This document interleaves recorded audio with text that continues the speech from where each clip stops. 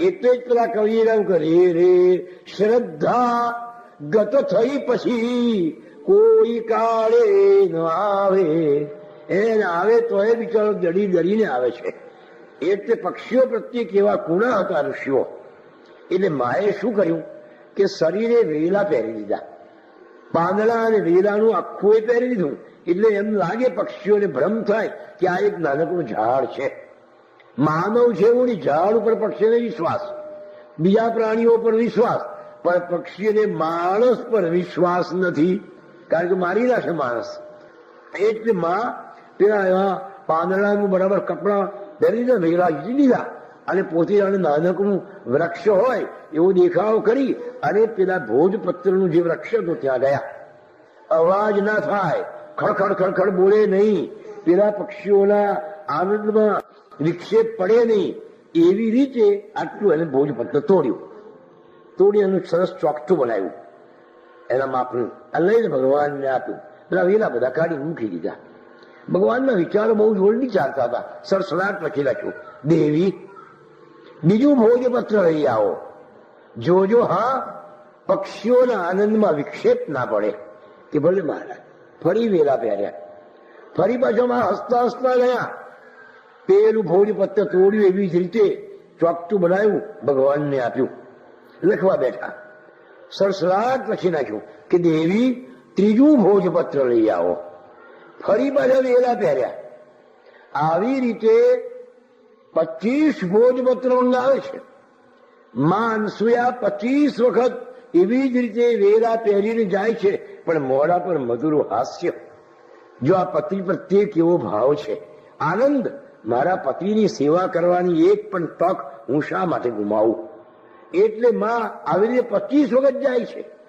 આજે આપણે જમવા બેઠા હોઈએ ભાઈ, અને ભાત એક વખત માંગ્યો તો મૂકી જાય, બીજી વખત માંગ્યો તો મૂકી જાય, અને જયારે દાળ સ્વાદિષ્ટ થયું લાઈન ત્રીજી વખત જરા ઝાપટીએ, જરા ભાત લાય, કેટલો જ છે, એક વખત જેટલો જોયેલો લેવાતો નથી. કેટલા ધક્કા મારે ખાવાના હોય? તમારે જેટલું જેટલું કે આપણે કેટલું ખાવું છે તમને ખબર નથી પડતી. અમે કેટલા ધક્કા ખાઈએ? એક વખત મૂક્યો, 3 વખત ભાત, ચોથી વખત જોઈતું હોય તો આપણે મૂંગા રહીને ઉભા જ થઈ જઈએ. જો કેટલા 25 ધક્કા ખાય છે. આનું નામ મધુર દાંપત્ય જીવન. માં જો આ મજાની વાત છે. આપણે તો 7 દિવસનો એ શીખવાનું છે. અત્રિ અને અનસુયા જેવા જ વિઠ્ઠલ અને રૂકમાના જીવનમાંથી કે સંસારમાં સ્વર્ગ લાવી દો. પેલું સ્વર્ગ કોઈ જોયું નથી, અને જે કોઈ ગયા છે એ બિચારા આપણને કહેવા આવ્યા નથી, પણ આપણે જે જ રહ્યા છીએ એને જ સ્વર્ગ બનાવી દો. આપણી પાસે જે સાધન છે, આપણને ભગવાને જે કંઈ આપ્યું છે એનો એવો સુંદર ઉપયોગ કરો કે સ્વર્ગ બનાવી દેવાય. એ જ કળા, એ સંસારની સાચી કળા છે, અને એ જ સંસારમાં સ્વર્ગ છે. બાકી સ્વર્ગ બીજે ક્યાંય નથી. આપણા સંસારમાં, આપણા ઘરમાં જ સ્વર્ગ છે. અને આપણે ધારીએ તો લાવી શકીએ. કોઈ એમાં પૈસા ખર્ચવાના નથી, માત્ર પ્રેમ અને આનંદ. જો અમની પાસે શું હતું બાકી? અનસુયા અને અત્રિ પાસે. પણ એમના ઘરમાં એવો આનંદ હતો, મધુર દાંપત્ય જીવન હતું કે મહાન 3 દેવતાઓ કરતા હરતા ને ભરતા, એ 3 દેવો એને ત્યાં બાળક થઈને આવવા માટે તલસતા હતા. સાથી દાંપત્ય જીવનની મધુરતા હતી. દાંપત્ય જીવનનો એવો પ્રેમ હતો. સંસાર એ કઈ નકામી વસ્તુ નથી. સંસાર છોડે તો કાયર કહેવાય. સંસારમાં રહીને જજુમે અને એને જજુમીને જીવન ગુજારે એ સાચો આનંદ છે. જિંદગી જીતવા માટે નથી ભાઈ. 2 જણ લડતા હોય એમાં એક જીતે, એમાં શું નવાઈ કરી છે? જીતવાનું મહત્વ નથી, જીતનારનું મહત્વ નથી, મહત્વ છે જજુમનારનું. જિંદગી એટલે જજુમવાનું, અને જે આનંદ જજુમવાનો છે એ જીતવામાં નથી. જે જજુમે છે એનો જ જશ ગવાય છે, અને એની જ કીર્તિ ગવાય છે.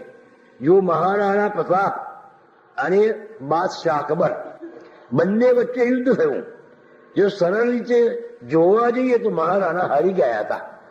રણ છોડીને જંગલમાં ભાગી ગયા હતા પ્રતાપ રાણા.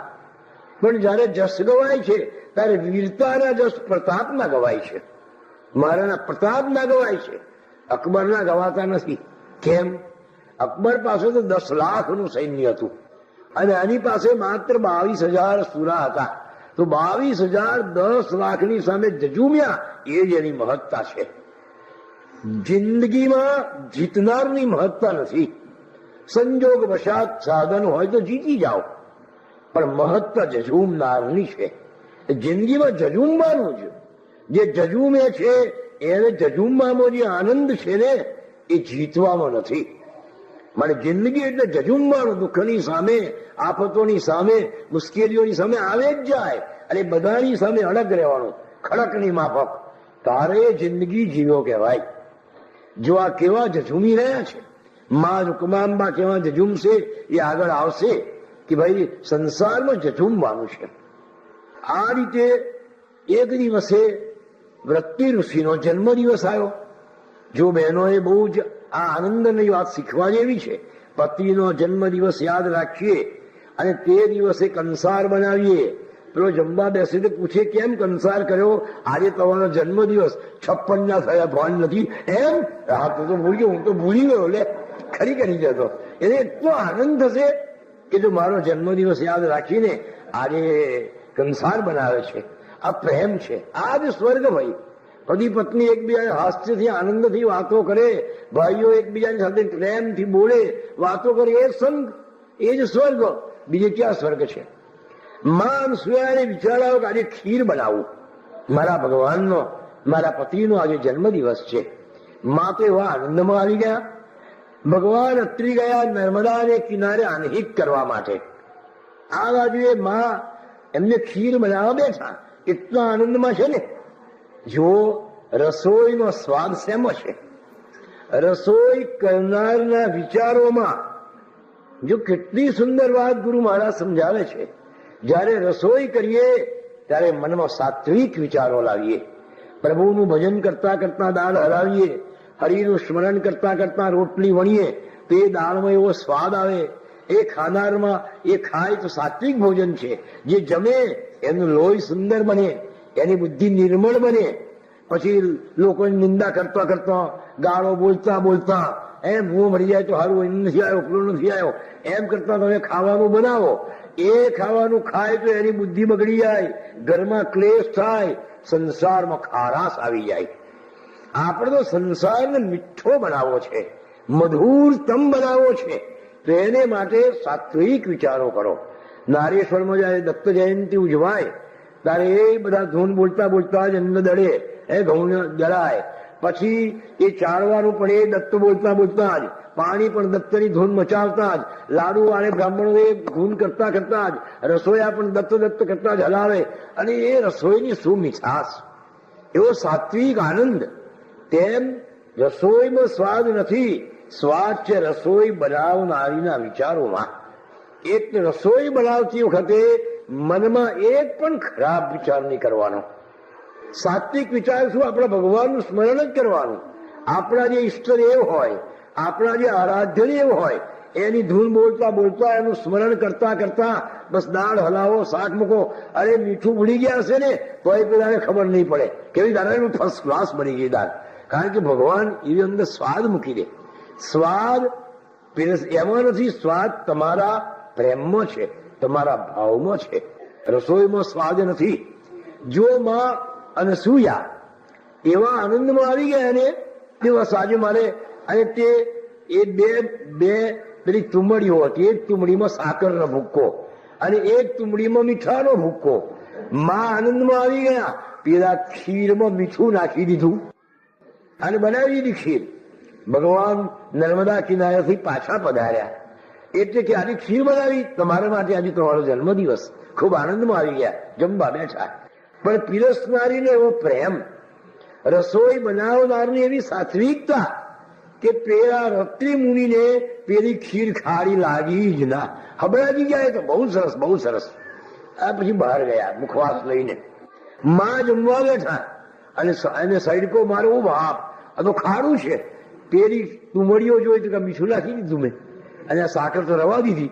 પહેલા બહાર ગયા, સ્વામીનાથ તમને ખીર ખારી ના લાગી? કે ના, તારો પ્રેમ એવો હતો કે મને તો ગળી મધ જેવી લાગી. જો પત્નીના પ્રેમમાં કેવી મીઠાશ છે. એ પત્ની કેવી? ભોજ્યેષુ માતા શયનેષુ રંબા કર્ણેષુ કાર્યેષુ દાસી કર્ણેષુ મંત્રી. કેવું કેવું શીખવાનું છે કે પત્ની જયારે પતિને ભોજન કરાવે ત્યારે એક માં જેટલા પ્રેમથી દીકરાને જમાડે એટલા પ્રેમથી માં બની જવાનું. તે વખતે માં છે, એના દિલને દુઃખ થાય, એને ક્લેશ થાય, એવી એક પણ વાત એ જમવા બેસે તારે નહીં કરવાની. હા, જો એના ગળા પર સંસારની ધોસરી છે, એને તો બધું કમાઈને ઘરમાં લાવવાનું એટલે કેટલું એ થવું પડે. સાહેબની હાથે ઝઘડો થયો હોય, શેઠિયા હોય, બે ચાર ખરાબ શબ્દ કઈ કયા હોય બિચારાને, એ કોઈ ઉઘરાણી વાળો રસ્તા મળ્યો હોય અને એને ટડકાયો હોય, આવા કેટલાય દુઃખો બિચારો માથા પર લઈને ફરતો હોય અને ઘરમાં આવતો હોય બધા દુઃખો ભૂલી જાય. ત્યારે સ્વર્ગમાં આવ્યો એવો એને આનંદ થાય, તારે આપણું ઘર સ્વર્ગ કહેવાય. પતિ એમ છે ક્યારે ઘેર જવું. અને અત્યારે તો કેટલી એવી હોય ને પત્નીઓ, ઘેર જઈને મળવું, રોકડા ઓટલા પર બેસી ગયે બિચારો, પણ ઘેર ના જાય, નકરો બે શબ્દો સાંભળવા પડે એના. પણ એવું ખેંચાણ રાખો કે પતિને જલ્દી ઘેર આવવાનું મન થાય. એવા ઘેર ભજીયા બનાવો કે હોટલમાં ભજીયો ખાવાનું ભૂલી જ જાય. એ આપણી બધી કારીગરી છે. એટલે સ્વર્ગ લાવવું હોય તો બહેનો જ લાવી શકે એ ઘરમાં. અને પ્રેમથી આવી રીતે રહો, એવું બનાવો કે એના દિલને આનંદ થાય. એ જયારે આવ્યો બિચારો બળ્યો જડ્યો આવ્યો હોય, કેટલા ઉપાધિઓમાંથી બેરે સાહેબે 2 કલાક રજા આપી હોય, આ જમવા બેઠો એ લાગા, જાણો છો પેલો ભાડાવાળો આવ્યો હતો, એને પૈસા આપી દો, આવે એ મગજમારી કર્યા કરશે. આ પેલાના અન્નમાંથી હવા જ જતો રહેશે. બિચારો ખાસી જાણે કાગળિયાના ડૂચા ખાતો એમ એને લાગશે. માટે એના દિલને દુઃખ થાય એવી એક પણ વાત એને જમતી વખત નહીં કરવાની. હા, જીવને કેવો આનંદ! સંસારમાં આજ સ્વર્ગ લાવી શકીએ આપણે. એને હિંમત આપો, હું છું ને તમે શું ગભરાવો છો? જો કેવી એને હિંમત આવી જાય. માં અંશુએ કહું કે તમને ખારી ના લાગી કે ના, મન તો બહુ મીઠી લાગી. પ્રેમમાં આવી મીઠાશ છે. હા, અત્રિ અને અનસુયાનું, માં રૂકમાંબા અને વિઠ્ઠલ પંતનું આવું મધુર જીવન હતું. જ્યાં આવું દાંપત્ય જીવન હોય ને ત્યાં જ સ્વર્ગ છે. કે રેફ્રિજરેટર સ્વર્ગ નથી લાવતું, કે બારણે કાર પડી હોય એ કારે સ્વર્ગ નથી લાવતી, પણ સ્વર્ગ તો લાવે છે પ્રેમ. એટલે જ્યાં પ્રેમ ત્યાં જ પરમેશ્વર. એટલે ગુરુ મહારાજે ગાયું કે હે ઈશ્ક ઉસકા ચુપ ઠિકાના, જહાં જિસને માના મના રહા હૈ. પ્રેમ એ જ ભગવાનનું સાચું ઠેકાણું છે.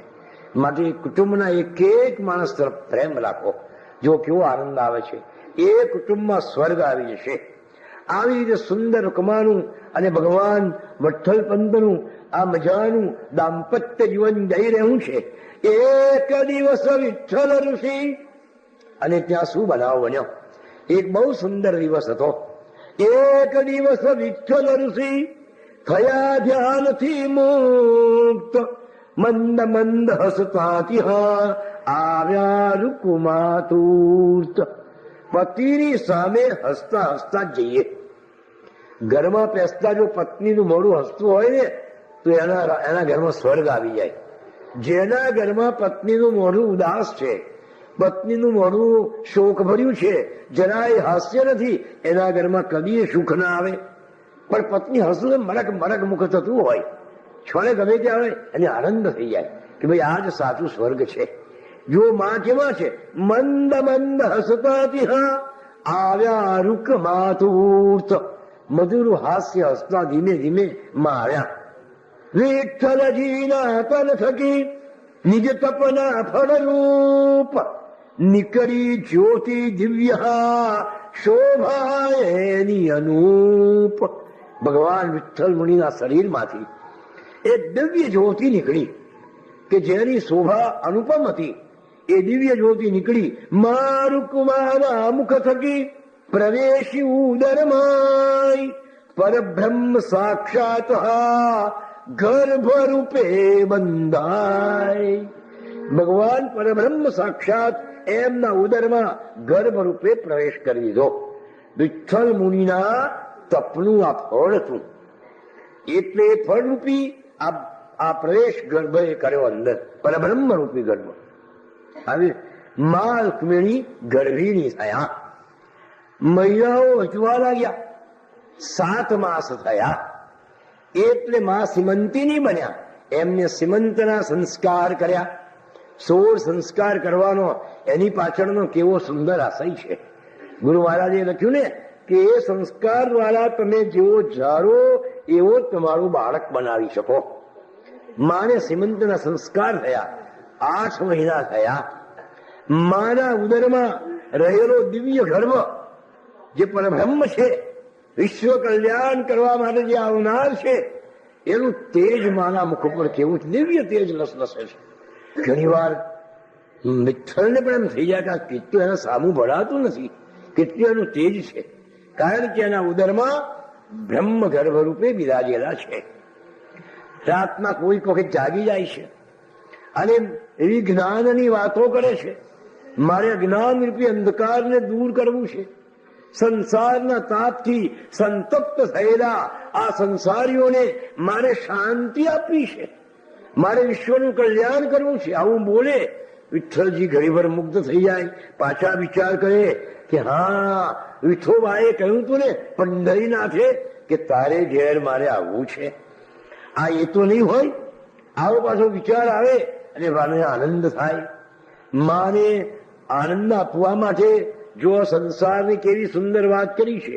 જે ઘરમાં બહેનને પ્રસૂતિ થવાની હોય એ ઘરનું વાતાવરણ બહુ સુંદર રાખો. હા, એ ભજન કીર્તન થાય, ભાગવતજી વંચાય, રામાયણજી વંચાય, ગીતાજી વંચાય, લીલામૃત વંચાય, પેલી બહેન સાંભળે. એના કર્ણ દ્વારા જે સંસ્કાર છે અંદર જાય અને એના ઉદરમાં જે ગર્ભ છે એના પર એ સંસ્કારની છાપ પડે. એવો એક પણ પ્રસંગ નહીં બનવા દેવાનો કે જેથી પેલા બહેનના હૃદયને ક્લેશ થાય, એને દુઃખ થાય. જો રડે એને ક્લેશ થાય, એને દુઃખ થાય, તો એની અસર એના ઉદરમાં રહેલા બાળક પર થાય છે. એટલે આવનાર બાળક ખોર ખાપણ વાળું આવે, ખૂંધું આવે, બાળું આવે, કાં તો પછી મંદ બુદ્ધિનું આવે, ગાંડું આવે. એ આપણા હાથની વાત છે. કોઈ એને ગાંડું નથી બનાવતું, પણ એવા સંસ્કારમાં બહેનને રાખો કે જેને આનંદ થઈ જાય. એને જો રામાયણમાં પણ આવે છે કે ભગવાન રામચંદ્રજી એ સીમંતીની સીતાને આનંદ આપવા માટે ચિત્રકારને બોલાવે છે અને જુદા જુદા ચિત્રો ચિતરાવીને વનના જે સીતાજીને બહુ ગમતા હતા એ ચિત્રો દ્વારા એને હૃદયને આનંદ આપે છે. તેમ અત્રિ ઋષિ પણ જયારે મા ગર્ભવતી હતા ત્યારે જુદા જુદા ઋષિઓને બોલાવીને એમની સાથે ધર્મની, ભગવાનની, જીવની, શિવની એવી ચર્ચાઓ કરે છે. અને એ ચર્ચાઓ દ્વારા એના ઉદરમાં રહેલા ગર્ભને આ સંસ્કાર, આ જ્ઞાન પ્રાપ્ત થાય છે.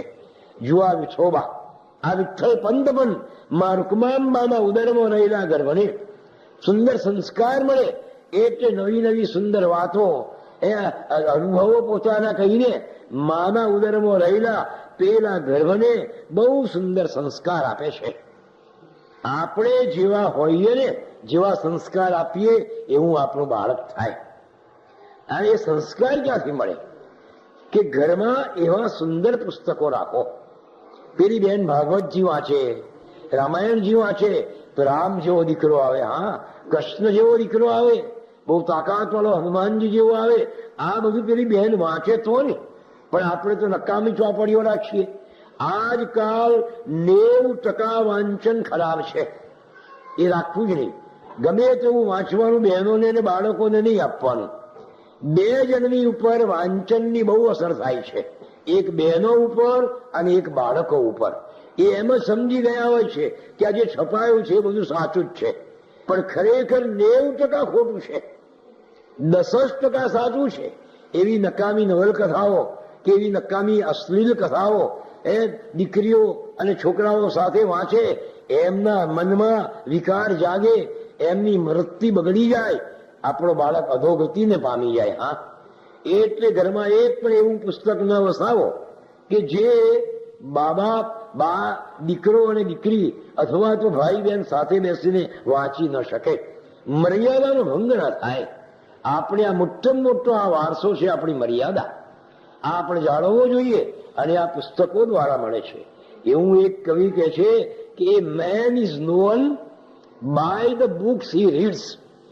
એક માણસ કેવી ચોપડીઓ વાંચે છે એ ઉપરથી એ માણસ કેવો છે એ ઓળખાય છે.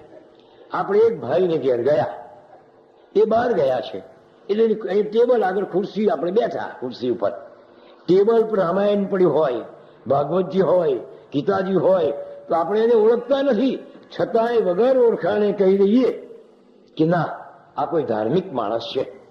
આપણે બીજા ભાઈને ઘેર ગયા અને એના ટેબલ પર મિલ્ટન કે બર્નાર્ડ શો કે શેક્સપિયર કે આવા થોથા પડ્યા હોય તો આપણે વગર વાંચી કઈ જોઈએ કહી દઈએ કે આ કોઈ ભણેલો ગણેલો માણસ છે. આપણે ત્રીજા ભાઈને ઘેર ગયા અને એના ટેબલ પર ચક્રમ, ઘન ચક્કર આવે છે ને બધો, ભાઈ આવો જો માસિક પડ્યા હોય તો વગર જોઈએ કહી કે આ કોઈ ઘન ચક્કર જ હોવો જોઈએ. એક માણસ જેવી ચોપડીઓ વાંચે એ પરથી એ કેવો છે એ આપણે જાણી શકીએ કે એનું વાંચન કેવું છે. અને બહેનો પર ને બાળકો પર વાંચનની બહુ અસર થાય છે. વિક્ટર હ્યુગો કરીને ફ્રાન્સના એક પ્રોફેસર હતા. એ પ્રોફેસર એક દિવસે જેલ જોવા ગયા. જેલમાં બધે ફરતા ફરતા એક કોટડીમાં એમને 10 વર્ષનો છોકરો જોયો. આ વિક્ટર હ્યુગોને આશ્ચર્ય થયું કે 10 વર્ષનો છોકરો જેલમાં, એને એવો શો ગુનો કર્યો છે? એટલે એની કોટડી પાસે ગયા તો ત્યાં લખેલું કે એને ખૂન કર્યું છે. કે 10 વર્ષના છોકરાએ ખૂન કર્યું? આ તો આશ્ચર્ય કહેવાય. હ્યુગો સાહેબે એને પાસે બોલા, ભાઈ અહીંયા આવતો ખરો, કે બોલો સાહેબ શું છે? કે તારે ખૂન કરવું પડી લે, તે ખૂન કેમ કર્યું? મને કહેતો ખરો કે સાહેબ આવો શું કહું, એ વાત કહેવા જેવી નથી. એના પર મને કે તે ખૂન કેમ કર્યું? તો કે જુઓ, હું જ્યારથી વાંચતો શીખ્યો ત્યારથી ખૂનની જ ચોપડીઓ વાંચું. વાતમાં કોઈને છરો ઘોંચી દેવો, વાતમાં કોઈને બંદૂકની ગોળી મારી દેવી, એ કાલ રાત્રિનું ખૂની ખંજર, સફેદ મેલ, ડિટેક્ટિવ દીનાનાથ, આવી તો કઈક એવી આવે છે કે આપણા બાળકોના મન વિકૃત બનાવી દે. પેલાના હૃદયમાં, પેલાના મગજમાં વાંચનના વિચારો હતા કે કોઈ નામ ને કે ફેટ બંદૂક મારી દેવી. ટાર્ઝન આવું કરતો તો આપણે આવું કરવું. આપણા છોકરાઓ ઠુસમ કરે છે ને ભાઈ, આવે આ બધું એનું છે. એટલે આ કરવું એટલે વાંચનની અસર આવી થાય. એટલે મારા પડોશીની સાથે જરા પાણીની બાબતમાં તકરાર થઈ, એટલે મારા મગજમાં પેલા ખૂનના વિચારો, કારણ કે વાંચન એને ખૂનનું કરેલું. એટલે મેં મારા બાપાની બંદૂક ભરવેલી હતી ખૂંટી પર, લઈને પડોશીને મારી દીધી અને પડોશી મરી ગયો. અને આ રીતે મારાથી ખૂન થયું. પેલાને લાગ્યું કે વાત સાચી છે, 10 વર્ષના બાળકના મન ઉપર વાંચનની અસર થાય છે. એટલે આપણા બાળકો પાસે વિવેકાનંદ, રામતીર્થ, એક ઔરંગ અવધૂતજી, એવા મહાપુરુષોના પુસ્તકો મૂકો. જો આ બેન શિવાનંદનું સુંદર પુસ્તક લાવ્યા, તો આવા પુસ્તકો મૂકો કે એ બાળકના વિચારો શુદ્ધ બને, એના મળેલા વિકારોનો નાશ થાય, આપણો વારસદાર એક સુંદર બને. આપણે બસમાં જતા હોઈએ અને પાણીની તરસ લાગી છે, બસ સ્ટેન્ડ નજીક પાણીની પરબ છે, પણ આપણી પાસે થેલી છે, થેલી કશું હશે ભારે ના હોય કે હોય, પણ થેલી તો ખરી આપણી. હવે આ થેલી લઈને ક્યાં પાણી પીવા જવાય? એટલે પડોશીને આપણે જોઈએ કે આ થેલી સંભાળે એવો છે કે લઈને ભાગી જાય એવો છે, એની ખાતરી કરી લઈએ કે ના હારો માણસ, ભાઈ આ થેલી જરા જોજો, હું પાણી પીઆવું. એ પીઆવો ને. આપણે એને એ થેલી સોંપવા માટે પણ આપણે પડોશીની બરાબર ચકાસણી કરીએ છીએ. તો આપણે પરસેવો પાડીને, એ મહેનત કરીને પેદા કરેલી મિલકત આપણે જેના હાથમાં આપવાની છે, વારસદાર આપણો, એને જો આપણે કેળવીએ નહીં, એને જો આપણે સારો નહીં બનાવીએ, તો પછી આપણા ગયા પછી શું દશા થશે? કે છે ફાધર તમે જાઓ, પછી કરી આપું પાધર. એવું જ કરી દે આપણને. પણ એને સંસ્કાર આપ્યા હોય તો એ બાળક આપણા કરતા સુંદર કામ કરે. એટલે સુંદર સંસ્કાર આપવા એ આ પહેલી આપણી ફરજ છે દરેક ગૃહસ્થીની, કે પોતાના બાળકને એવા બનાવો કે જે સમાજનું કલ્યાણ કરે, લોકોને માટે કંઈ ને કંઈ કરી છૂટે. ત્યારે આપણે એક સુંદર પ્રદાન સમાજને કર્યું છે એ આપણે કહેવાય. પેલા એક બહેન હતા ભાઈ, એ બેનને વાંચવાનો શોખ. એટલે સ્ત્રીઓના બધા આવા સામાયિક આવે છે, સ્ત્રી પછી સ્ત્રી જીવન એવું બધું આવે છે કે બહેનો માટેનું વાંચન. પેલા બહેનને વાંચવાનો શોખ એટલે પેલું વાંચ્યા. હવે આપણા વૈદ્યો અને આપણા લેખકો એટલે ભગવાન તો બહાર. જો કોઈ લીંબુ પર લખશે તો લીંબા જેવું બીજું કોઈ ફળ નથી. લીંબામાં વિટામિન સી છે, લીંબુ ખાવાથી આમ થાય છે, લીંબુ ખાવાથી આમ બને છે, માટે એક લીંબુ તો ખાવું જોઈએ. કોઈ નારંગી પર લખ્યું કે નારંગી આવી સરસ છે, એ કોઈ એની પર લખ્યું. કોઈ સફરજન પર લખ્યું કે ભાઈ સફરજનમાં આટલા બધા તત્વો છે, એ ખાવાથી આમ છે. વળી એક જણ તો કહેવત કરી છે, an apple A day kids doctor. હવે એક દિવસમાં તમે એક સફરજન ખાઓ તો ડોક્ટર તમારી પાસે નહીં આવે કે છે, રોગ નહીં થાય તમને. An apple A day kids doctor. હવે આવી એવી બધી વાતો લખે. આપણા લોકો પેલી બેન તો સફરજન ખવડાવે એના ગણીને, કે નારંગી ખવડાવે, કે લીંબુ ખવડાવે. વળી કોઈ કેળા પર લખે કે કેળામાં ફોસ્ફરસ છે, એ ખાવાથી આવા ગુણ છે, માટે કેળું તો ખાવું જ જોઈએ. એક વૈદ્ય એટલે ભાઈ તુક્કો આવ્યો ને, એને રીંગણા ઉપર લખ્યું કે ભાઈ રીંગણા ખાવાથી લોહ તત્વ છે, રીંગણામાં આયર્ન છે, એટલે શરીર બહુ એમ કે સુંદર બને છે. રીંગણા ખાવાથી શક્તિ આવે છે. રીંગણા ખાવાથી કાળો માણસ હોય તો તે ગોરો થઈ જાય છે. પેલી બહેને વાંચ્યું. હવે એમના પતિ જરા ભીના વર્ણના હતા, જરા શામળા, અને જરા શક્તિ એ બિચારાની આ ઉંમર થઈ હશે એટલે પેલા બહેને વિચાર્યું કે લાઈને રીંગણા શરૂ કરી દઉં. એટલે સવારમાં રીંગણાનું શાક બનાવ્યું. અડધી થાળી ભરીને શાક મૂકી દીધું. હા, અને 2 રોટલી મૂકી. તો કે ના, રોટલી ના ખવાય કઈ નહીં, મારા સોગન શાક થઈ જાઓ. અડધો શેર શાક કેમ ફેરે? તો કે ના, મારા સોગન શાક થઈ જાઓ. પત્ની સોગન દે અને ના ખાય એવો કોઈ છે જરૂર ભાઈ? ખાય જ. પત્નીના સોગન તો પેલો ખાઈ ગયો. બપોરે રીંગણાનું ભરત બનાવ્યું કે ના, મારા સોગન આ ભરત ખાઈ જાઓ, પેલો ખાઈ ગયો. સોજે રીંગણાનું ડખું બનાવ્યું ભાઈ. ભાખરી ના ખવાય તો ના ખસો, પણ આ મચેડા પી જાઓ, પણ આટલું તો કરો જ. પેલો પી ગયો. બસ દરરોજનો કાર્યક્રમ. સવારમાં રીંગણાનું અડધી થાળી ભરીને શાક, બપોરે રીંગણાનું ભરત, અને હોજે 2 મોટા મોટા વાડકા ભરીને રીંગણાનું ડખું પેલા પૈ દે. 15 દિવસમાં તો પેલાના પેટમાં પોણો મણ રીંગણો જતો રહ્યો બિચારા.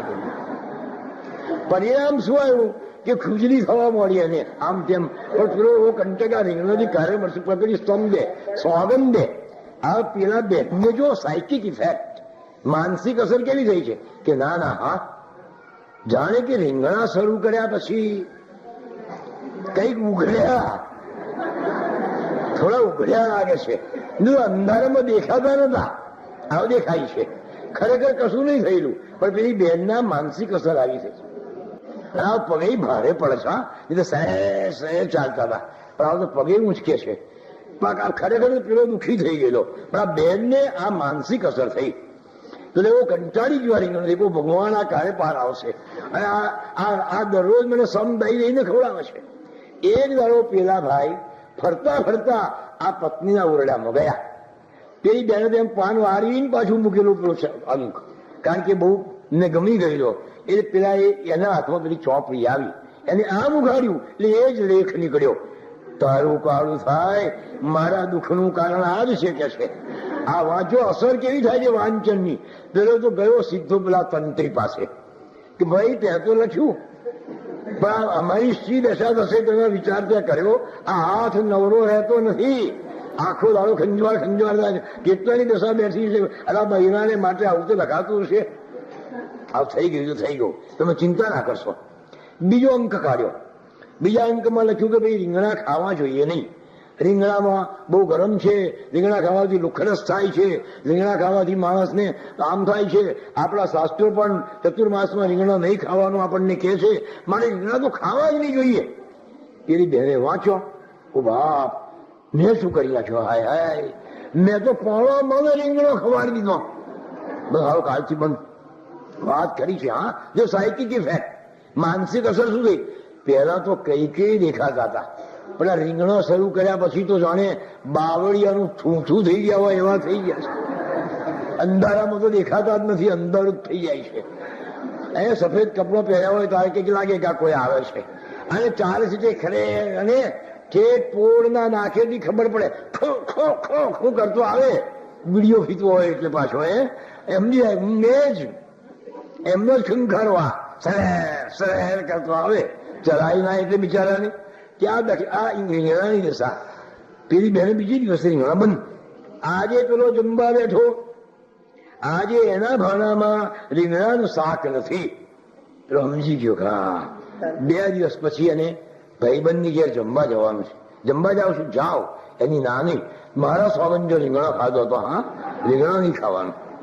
જો વાત કહેવાની કે વાંચનની અસર કેવી છે, બહેનો ઉપર અને બાળકો ઉપર વાંચનની બહુ અસર થાય છે.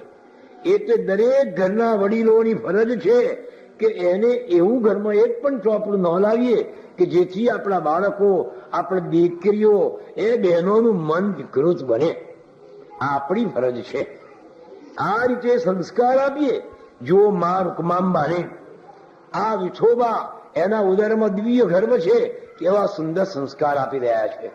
દરરોજ નવી નવી વાતો કે રામાયણની, મહાભારતની. કોઈ દિવસ કોઈ સજ્જનને બોલાવે. જો આપણે આ બધું સમજવાનું છે કે જયારે બેન સીમંતની હોય અથવા ગર્ભવતી હોય, પ્રસૂતિ આવવાની હોય, તો સંતોને બોલાવીએ, સજ્જનોને બોલાવીએ, પછી એને પ્રશ્નો પૂછીએ. એ સુંદર સુંદર વાતો કે એ પેલી બેન સાંભળે. એના કર્ણ દ્વારા એના ઉદરમાં જે દિવ્ય જે ગર્ભ રહેલો છે એના પર એના સંસ્કાર પડે. બાળક પર પણ એના સંસ્કાર પડે. બાળક એટલે કોરી સલેટ. આપણે જેવું બોલીએ ને એવું અંદર નંદાઈ જ જાય. બાળકના દેખતા કોઈ દાડો ખરાબ વર્તન ન કરાય. બાળકના દેખતા ગાળ ન બોલાય. બાળકના દેખતા બીડી ન પીવાય. કારણ કે એના પર એની અસર થઈ જ જાય. કારણ કે કોરી સલેટ છે. તો તમે જે બોલશો એ ટેપ થઈ જ જશે. ખરાબ માણસ આપણી ઘેર આવ્યો હોય, ગામનો 14સીઓ, હિંચકા પર બેસે, બીડા ફૂંકતો જાય, એ ધુમાડા કાઢતો જાય,